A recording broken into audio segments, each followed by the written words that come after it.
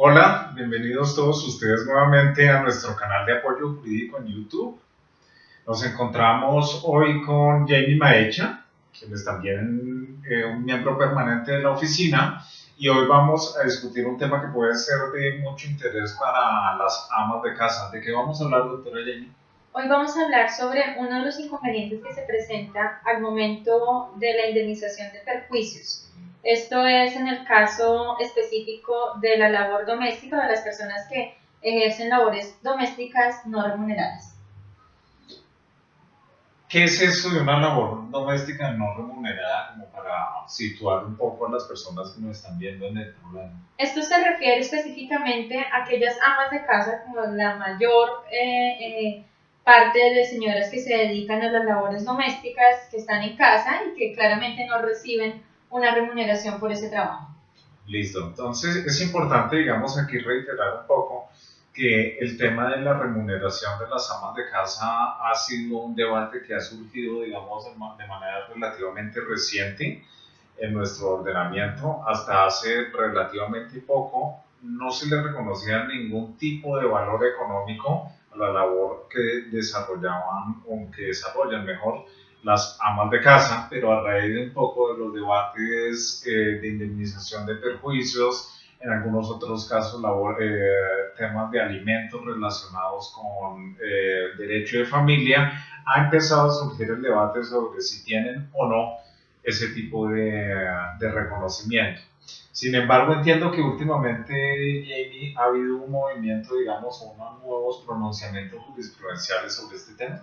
Sí, mediante sentencia de junio de 2013, el doctor Jaime Orlando Santofinio, ha determinado, pues en el Consejo de Estado se ha determinado claramente que al momento de indemnizar perjuicios se tiene que tener en cuenta un valor para aquellas personas que han ejercido una labor doméstica no remunerada. ¿Qué quiere decir esto?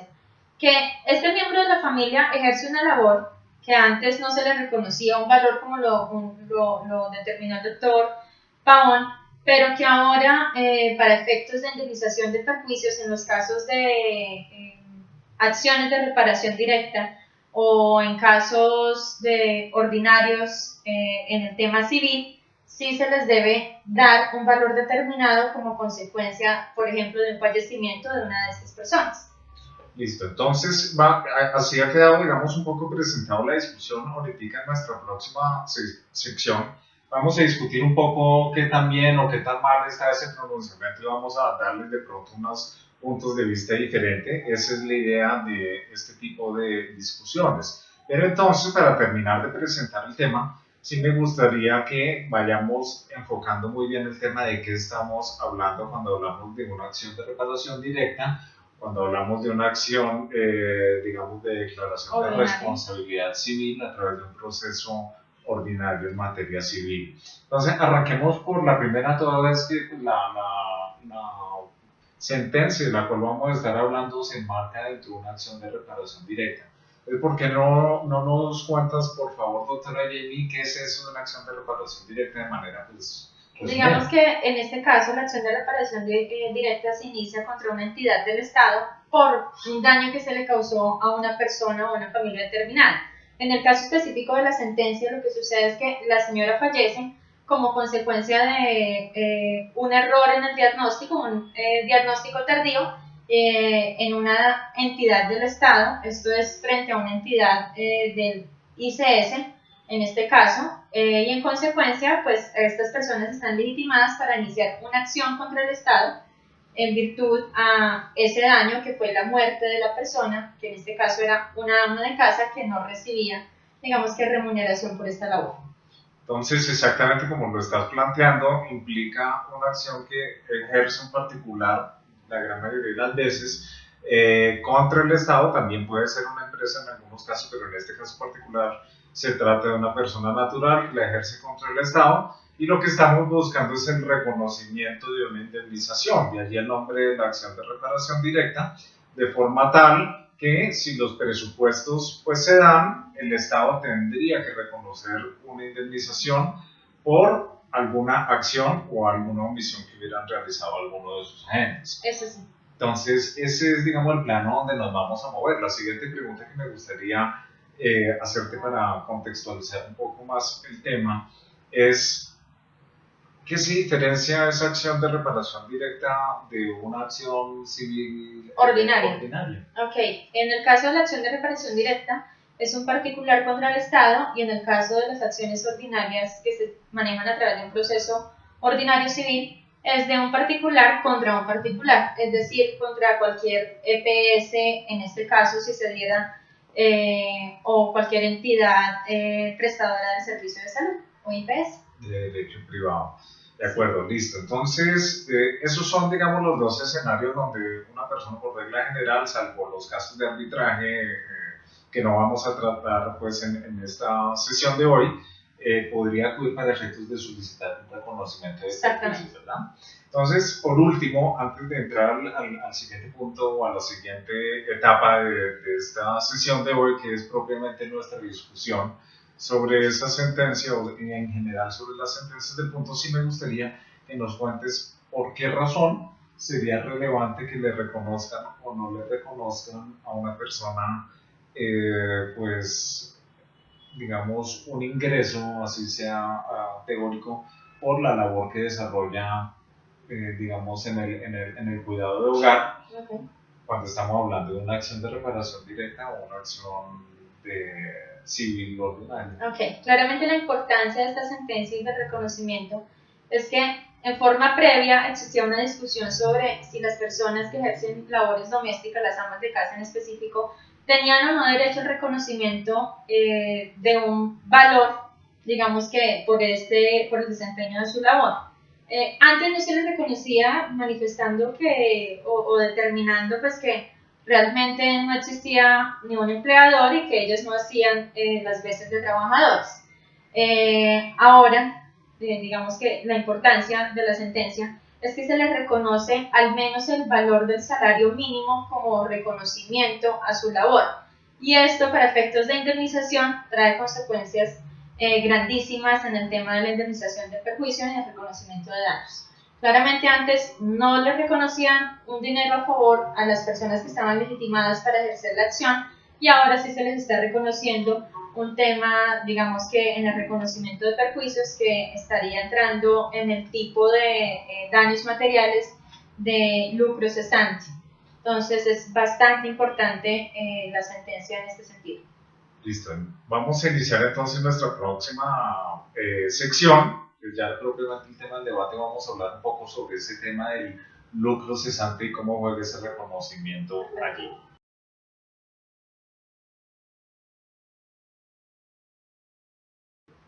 Hemos venido hablando hasta ahora, doctora Jamie, de qué es eso de una acción de reparación directa, también de que estamos hablando de una acción de declaración de responsabilidad civil extracontractual. Y hemos precisado que un poco el debate se va a circunscribir al tema de reparación de perjuicios de una persona que trabaja en su hogar y que en principio no recibe una remuneración por eso. Es lo que desde el punto de vista jurisprudencial se está diciendo, se está generando, digamos, una ficción legal que dice si está recibiendo una remuneración. Sí. Entonces, antes de avanzar un poco en ese tema de si es una ficción o no, si está bien o no, sí me gustaría que le aclaráramos a las personas que nos están viendo y que no tienen, digamos, muy claro cómo es ese tema de la división de los daños en derecho, que nos cuentes un poco qué es ese tema, por ejemplo, de la diferenciación entre los daños materiales y los daños inmateriales, y vamos enfocando el tema. Ok, digamos que con una acción de reparación directa o una acción ordinaria en un proceso civil se busca que se indemnicen unos perjuicios que se ocasionan en un daño. En el caso específico, el daño fue la muerte de una señora que se dedicaba a labores domésticas no remuneradas, es decir, una ama de casa. ¿Qué buscaron los demandantes o sus familiares? Básicamente que les indemnizaran unos perjuicios, y estos perjuicios, como bien lo menciona el doctor Pavón, están divididos en dos tipos: perjuicios de tipo material y perjuicios de tipo inmaterial. Los perjuicios de tipo inmaterial a su vez se dividen en el daño emergente y el lucro cesante. El daño emergente, ¿qué es? Básicamente lo que se gastó, digamos que como producto del daño, es decir, gastos funerarios o gastos de transporte o gastos de alimentación. El lucro cesante es lo que se deja de percibir como consecuencia del daño. Es decir, esta persona que ahora se le está reconociendo un ingreso como mínimo, el salario mínimo legal mensual vigente, se les deberá reconocer hasta el momento de la expectativa probable de vida de aquella persona que falleció ese valor a los demandantes. Esto es lo importante, ese es el lucro cesante. Y en el tema de los daños inmateriales o de los perjuicios inmateriales se encuentra el daño moral, que es el tema de el sufrimiento que causa el fallecimiento de una persona cercana, y el perjuicio de vida en relación, es decir, todo aquello que a los ahora legitimados para demandar, es decir, los familiares de la persona que sufrió el daño, dejan de disfrutar con la persona que falleció, es decir, compartir con aquella persona. Ya son temas que son subjetivos y que las cortes y los jueces son aquellos que determinan. No existe, digamos, que una tabla para ellos, sino es un tema subjetivo de calificación. Y entonces, un poco como para redondear, simplemente ponerle título a lo que nos acabas de decir. Frente a los daños inmateriales estarían los daños morales, estaría el daño por perjuicio de vida relación. No son esos los que nos vamos a referir hoy, porque precisamente se tratarían de esos temas subjetivos a los cuales no queremos hacer referencia. Fíjense que hemos empezado a hablar de unos daños subjetivos y hemos hablado de unos daños objetivos. Y dentro de estos daños materiales objetivos, nos has explicado que hay dos clases también, que es el daño emergente, es básicamente todos esos gastos en los que debe incurrir la víctima o el afectado para efectos de intentar dejar las cosas como estaban antes cuando es posible hacerlo, o en los casos como el de la muerte de la persona, como bien lo decía la doctora Jamie, los gastos, por ejemplo, los funerarios, de traslado y demás. Esos tampoco van a ser los que vamos a revisar hoy. Nos vamos a concentrar en este último que hemos dejado específicamente mencionado, que es el de lucro cesante. Como su nombre lo indica, la doctora Jenny nos explicaba hace un momento, el lucro cesante implica un dinero que se ha dejado de reconocer, o más bien que se ha dejado de percibir como consecuencia directa del daño. Esto es usual en los casos en los que una persona, digamos, no de fallecimiento, sino ha sido lesionada y dura X tiempo sin poder trabajar. Y es allí donde ya va a generarse la discusión, porque frente al trabajador que genera un salario, la posibilidad de calcular cuánto fue ese dinero que dejó de percibir por estar lesionado, por estar inhabilitado, es bastante fácil. El caso que nos plantea la doctora Jamie tiene dos niveles de complejidad. El primero de ellos, hace referencia a que la persona falleció. Entonces tendríamos que ver si una persona que falleció o los herederos de ellos tendrían en principio derecho a cobrar ese rubro o no. Y la segunda complejidad sería, si estamos hablando de una persona que en términos reales no genera un ingreso, ¿por qué razón habríamos de solicitar un reconocimiento monetario si no había plata? Entonces, si te parece, doctora Gina, arranquemos por la primera de esos dos inquietudes, que es el tema de por qué, frente a una persona que falleció, un heredero podría solicitar ese tema de lucro cesante. Claro, tendríamos, digamos, que entrar a determinar el tema de la legitimación de la causa por activa, es decir, la capacidad jurídica que tiene una persona de reclamar un perjuicio de una persona fallecida, en este caso los demandantes. Los demandantes allí, ¿quiénes serían? Las personas cercanas a esta persona que falleció, es decir, los hijos, que claramente van a depender económicamente de los padres, que es de la persona que ha fallecido, y el esposo o las personas cercanas a ellos.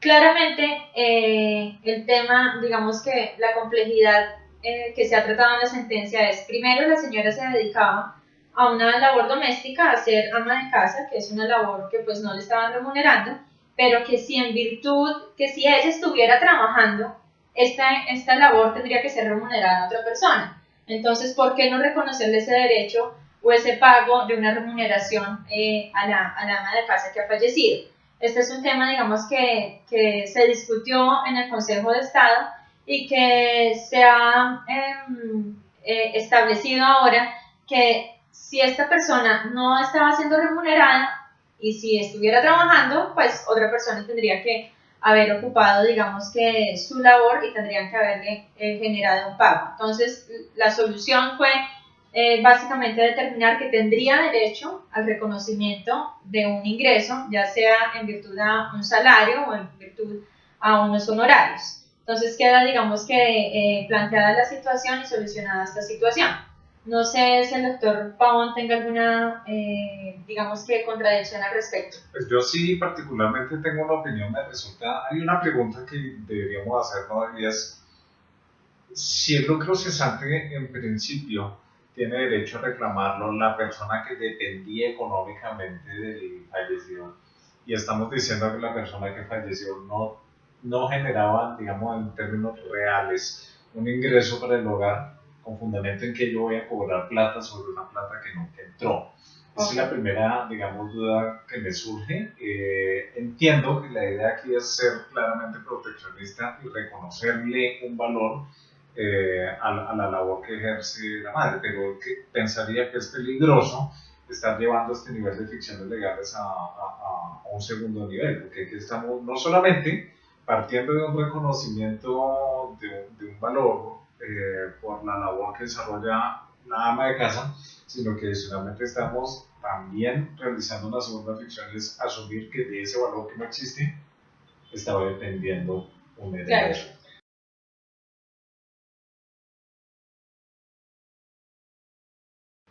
Entonces, para responder la pregunta o las dudas que tiene el doctor Pavón al respecto, primero tenemos que determinar que este tema tiene solución a partir de dos principios. El primer principio es el principio de la igualdad.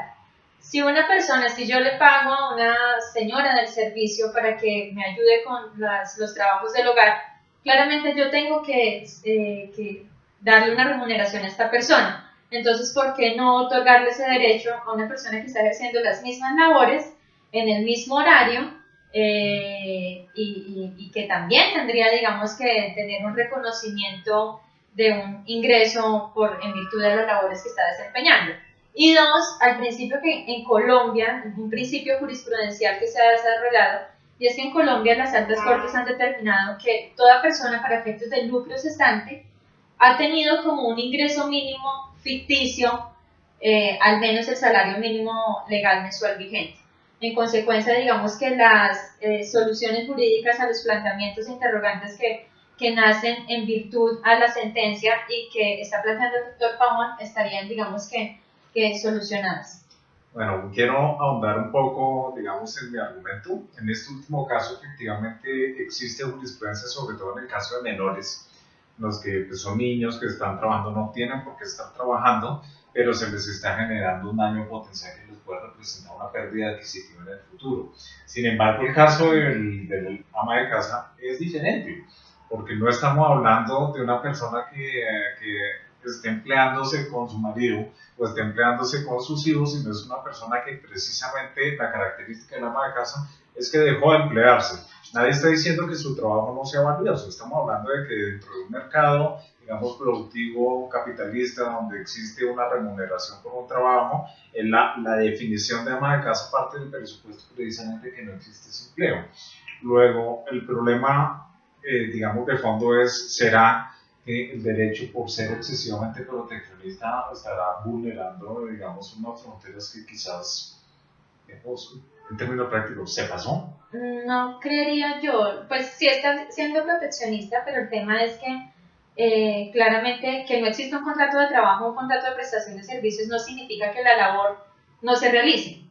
En consecuencia, tendría derecho a que para efectos de una indemnización de perjuicios a las personas demandantes o las personas afectadas y que están legitimadas para reclamar, le reconozcan este lucro cesante en virtud a un ingreso que se debió haber generado pese a que no existía un contrato laboral, por ejemplo.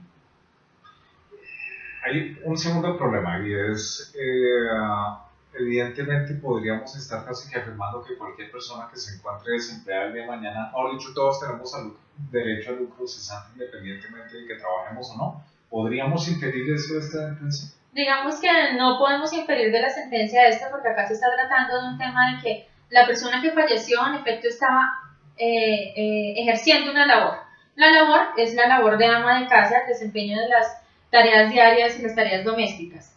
No estamos hablando de una persona que no estaba ejerciendo ninguna labor o que era una persona desocupada que no, digamos que no tenía ningún oficio. Eso es una cosa, y otra cosa es una persona que en efecto sí estaba laborando en su casa o ejerciendo una labor de tareas domésticas. Listo, en eso último, si estoy de acuerdo, simplemente quería, digamos, como precisar o llevarnos hasta ese límite para poder trazar de pronto un límite común sobre cuando estamos hablando de que sí hay derecho o cuando hablamos de que no hay derecho. Entonces ahí es donde viene, digamos, cobra relevancia el tema de el trabajo que desarrolla la ama de casa. Entonces, ¿cuál es ese trabajo y cuánto vale ese trabajo? Porque eso también es un poco como problemático. Aquí se está asumiendo de pronto un costo, pero entonces, ¿cómo llegamos allá? Digamos que la conclusión es que ¿cuánto se le debe reconocer a una persona que está ejerciendo las labores domésticas? Esto en el caso de, bueno, pues, si existe un contrato de trabajo o un contrato de prestación de servicios, pues se establece entre las partes que estén contratando. En el caso de las personas que realmente están ejerciendo esta labor y no tienen una remuneración porque no existe ningún tipo de contrato, la sentencia, y digamos que la jurisprudencia, no solo la sentencia de junio de 2013 del Consejo de Estado, sino la jurisprudencia ha determinado que como mínimo se les debe reconocer que la contraprestación debe ser un salario mínimo legal mensual vigente. Consecuencia, digamos que la solución es que si la persona está trabajando, como mínimo deberá recibir el salario mínimo mensual. Importante también reiterar que digamos, es un criterio supletivo el que estás planteando tú. Principio, precisamente a raíz de ese principio de guardar lo que se intenta mirar casos análogos. Entonces la pregunta un poco que nos tendríamos que hacer antes de llegar al tema del salario mínimo es ¿cuánto estaría ganando una persona que estaría desarrollando exactamente ese mismo trabajo? Digamos, en este caso pues se llega a la conclusión de que la gran mayoría de personas que desarrollan ese tipo de labor se ganan un salario mínimo, entonces pues no habría esa equivalencia, pero eso no querría decir que si el día de mañana existe una variación sustancial en lo que se ganaría una persona que trabaja en el hogar, pues nos tuviéramos que quedar en el mínimo, ¿verdad? Sí, claro. Bueno, entonces antes de pasar a nuestra última sección y de redondear un poco el tema y ver qué dudas o para dónde va, qué problemas nos está planteando eso, yo sí quería plantearte un segundo problema, y es ¿qué es lo que debemos entender aquí, que es el límite para efectos de saber hasta dónde llega ese reconocimiento económico ficticio del ama de casa? ¿Hasta dónde va esto? ¿Esto será que puede tener incidencia en materia pensional? ¿Será que puede tener incidencia en materia de reconocimiento de seguridad social en salud? ¿Será que tiene incidencia en el reconocimiento de alimentos? ¿O únicamente lo vamos a entender como un tema de protección al patrimonio de las víctimas en procesos donde lo que se está buscando es un resarcimiento? En la actualidad, digamos que no existe un reconocimiento legal en donde se obligue a que en la indemnización de perjuicios exista, digamos, que este tipo de reconocimiento, o en el tema pensional, digamos, en los demás tipos de reconocimientos que ha planteado el doctor Pavón.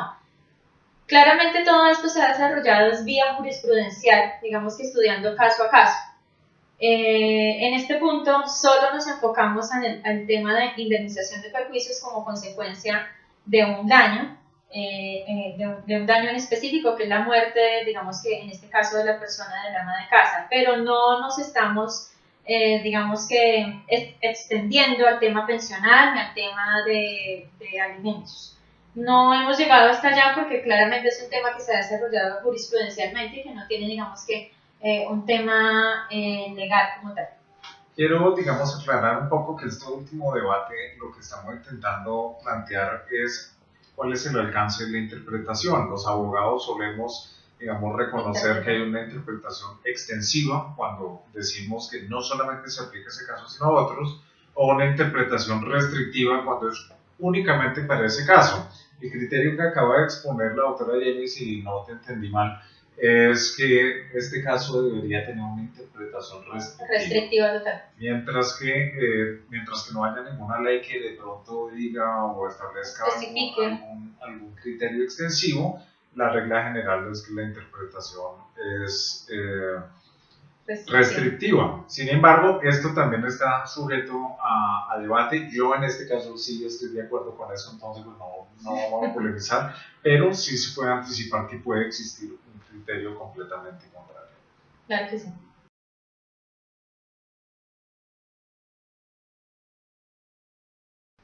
Bueno, entonces vamos redondeando un poco lo que hemos venido tocando acá, vamos a intentar precisar un poco cuál es el alcance de eso.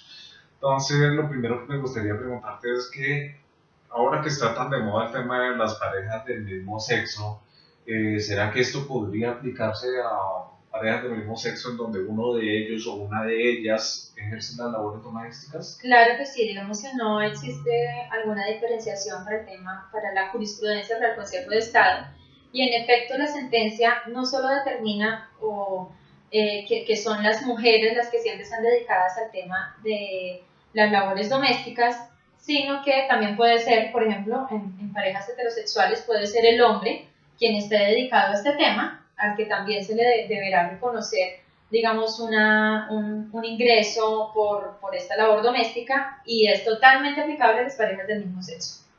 Esto que estamos mencionando aquí entonces sería en virtud del principio constitucional de igualdad también, ¿verdad? Sí. Es importante mencionar, reiterar un poco de lo que dice la doctora Jamie, que constitucionalmente ese criterio de igualdad va enlazado con el hecho de que ya la Corte Constitucional nuestra ha reconocido que en ese tipo de parejas homosexuales también hay familia, no solamente en los casos donde existe una unión entre hombre y mujer, es decir, en el caso de parejas heterosexuales. Entonces, entendiendo eso, pues digamos, todo el alcance y la institución de la familia entraría a proteger. Cuestión diferente es la polémica actual sobre si hay matrimonio o es otro tipo de unión, pero esa no aplicaría acá. Siguiente punto entonces, doctora Jenny, como para ir redondeando un poco el tema es ¿cuál es el alcance que tiene esa sentencia? Porque si tenemos claro que el Consejo de Estado no es únicamente una sala, sino tiene muchas salas, ¿qué podemos extraer? ¿Este es un criterio generalizado del Consejo de Estado o es de una sección, de una sala? Digamos que el Consejo de Estado, a través de la sección tercera, la sala de lo contencioso administrativo, en la cual pues digamos que se plantean y se discuten casos en concreto, fue quien determinó, digamos que esta tesis y ha reconocido estos derechos, el derecho pues al lucro cesante de la labor doméstica de una persona que no tenía un reconocimiento, digamos que de un ingreso al respecto. Entonces es muy importante para quienes, para las víctimas, para los abogados que solemos hacer las interpretaciones y solemos demandar a las entidades que han generado un daño. En consecuencia, todas las acciones de reparación directa o las acciones en procesos civiles ordinarios van a estar encaminadas a que las víctimas soliciten desde el momento mismo de la demanda, en el acápite de pretensiones específicamente, que se les reconozca como mínimo un ingreso del salario mínimo mensual vigente como consecuencia del daño y en virtud del tema del lucro cesante de la persona que ha fallecido. Entonces, digamos que es bastante importante en este sentido el reconocimiento que está haciendo la sentencia. Bueno, te planteo un último, digamos, problema específico sobre el alcance de la sentencia, y es particularmente el autor Javier Tamayo Jaramillo en su Tratado de Responsabilidad Civil ha manifestado, digamos, en varias partes de su tratado que la jurisprudencia del Consejo de Estado suele ser como un poco más avanzada que la de la Corte Suprema de Justicia y que suele ir esta detrás de. Sí. En una entrevista anterior que nos concedió el doctor Juan Guillermo Mendoza, tuvimos la oportunidad de hablar sobre el tema del precedente jurisprudencial, que en principio no es la regla, digamos, que gobierna el alcance de las sentencias, pero que recientemente también el Consejo de Estado ha empezado a decir como, oigan, mis sentencias son obligatorias. Un poco la pregunta que te quiero hacer aquí es, ¿será que podríamos tomar ese precedente del Consejo de Estado y trasladarlo automáticamente al campo civil, es decir, al campo de la relación entre privados? ¿Tú qué crees? Yo creería que, digamos que los abogados solemos hacerlo porque claramente le va a convenir tanto pues, a las víctimas que son realmente nuestros clientes. Entonces, sí vamos a tratar de manejarlo en el tema contra los particulares en los procesos civiles. También se maneja de esa forma teniendo en cuenta que siempre ha existido, digamos que, unos roces entre el Consejo de Estado y la Corte Suprema de Justicia. El Consejo de Estado siempre ha sido más de avanzada, pero la Corte Suprema de Justicia ha tratado de desconocer, digamos que, su jurisprudencia. Esto no quiere decir que en varios casos, en varios temas en específico, la Corte Suprema de Justicia termina reconociendo lo mismo que ya ha reconocido el Consejo de Estado.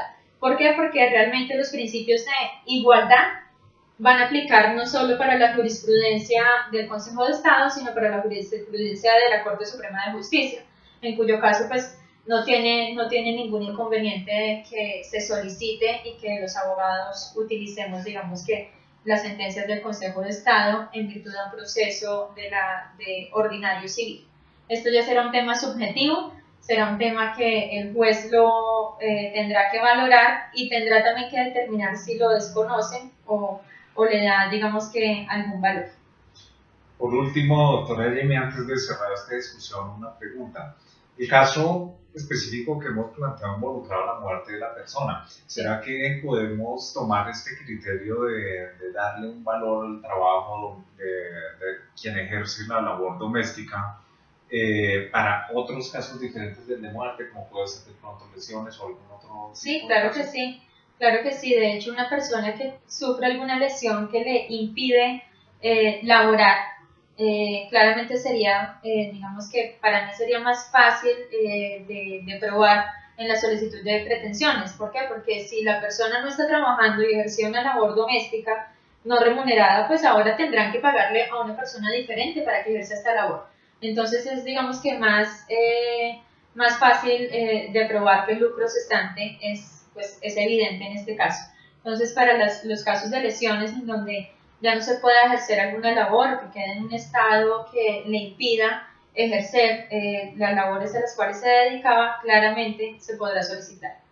Es importante entonces, digamos, redondear esto, mencionando que todo este tema de la ficción que hemos hablado en términos reales, lo que desde el punto de vista de la configuración de los elementos de responsabilidad civil, lo que nos estaría diciendo es que no tendríamos que entrar a probar efectivamente ese tipo de daño que hemos llamado lucro cesante, es decir, no tenemos que aportar la existencia de un contrato de trabajo ni nada de eso, sino que el simple hecho de mostrar que se ejercía la labor doméstica nos llevaría, digamos, a entender como presuntamente probado el tema del ingreso económico. Exactamente. Entonces, con esto, doctora Jamie, pues muchas gracias por la discusión. Evidentemente vendrán más en el futuro. De todas formas, para todos ustedes, entendiendo pues que es un tema, digamos, un poco complejo, si tienen alguna inquietud respecto de la doctora Jamie o respecto de lo que yo he mencionado el día de hoy, los invitamos nuevamente a que se dirijan a nosotros a través de nuestro canal de Twitter, @apoyojurídico13, o si no, también a través de nuestra página web www.apoyojurídico.co. Los invitamos entonces que por cualquiera de estos medios nos hagan llegar sus preguntas, sus sugerencias, sus observaciones, o si tienen algún tema en específico que les gustaría que toquemos por la vía de nuestro canal de YouTube, pues nos los hacen saber. Dona Jamie, muchas gracias por tu colaboración. Muchas gracias a ustedes por la atención prestada. Muchas gracias y nos veremos entonces la próxima semana con una nueva discusión, una nueva entrevista aquí en nuestro canal de apoyo jurídico en YouTube. Mil gracias.